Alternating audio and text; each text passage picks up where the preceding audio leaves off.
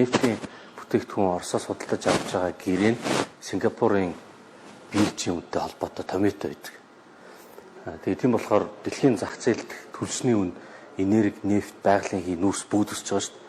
Одоо нөгөө дайн байлдаан тогтворгүй байдлаас болоод тэрнтэй холбоотой Сингапурын биржийн үн өснө. Сингапурын бирж өсөхөөр Монголын Оростой хийсэн гэрээний дагуу 23 он хүртэл яг тэр нь дагаал нефть бүтээгдэхүүн өсөд авах магадaltaй.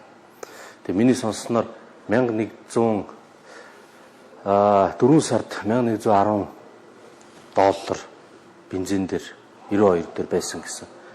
Тэр томьёогоор бодохоор тэгээд тэнтхийн манайхан Оросын талдаа хилцээр хийгээд одоо нөгөө томьёогоо зөрчиж гин гэсэн үг шүү дээ.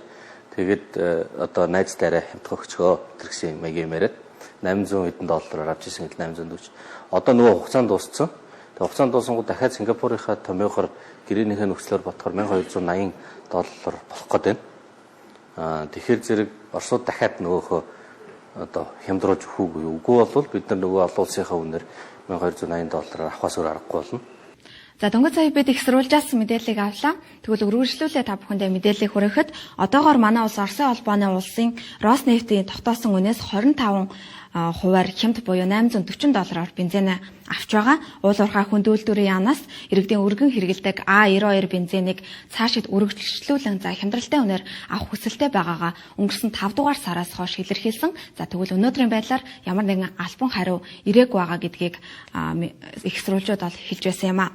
За Сергей Лавровыг Монгол улсын ерөнхий сайдтай уулзах үеэр Монгол улсын ерөнхий сайд шатхууны тогтвортой хангамжийн талаар яриа хүндсэн. За тэгвэл яг энэ үеэр бусад орнуудтай адилхан тарифаар шатхуун авах хүсэлтэй байна гэсэн ийм мэдээлэл цахим орчинд явсан. За тэгвэл энэ нь ташаа мэдээлэл болохыг албаны сурвалжуудаас хэлж байгаа юм а.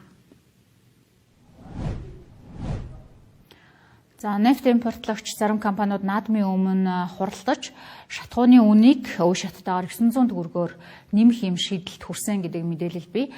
Энэ оны 4-р сард уул уурхай хүнд үйлдвэрийн яам Роснефть компанитай хэлцээ хийж шатхууны үнийг 25 хувиар бууруулсан. За хэлцээрийн дүнд Монгол улс А92 бензинийг Орос улбаны улсаас бол 500 төгрөгөөр хямд үнээр хэрэглэж эхэлсэн. Цаашдаа энэ хямдралтай үнийг бас үргэлжлүүлэх тухай асуудал яригдж байгаа. За арай Орос улбаны улсын талаас саналаа ирүүлээгүй байгааг салбарын сайд Хяндан баяр наадмын өмнө өгсөн мэдээлэлтэд дурдсан.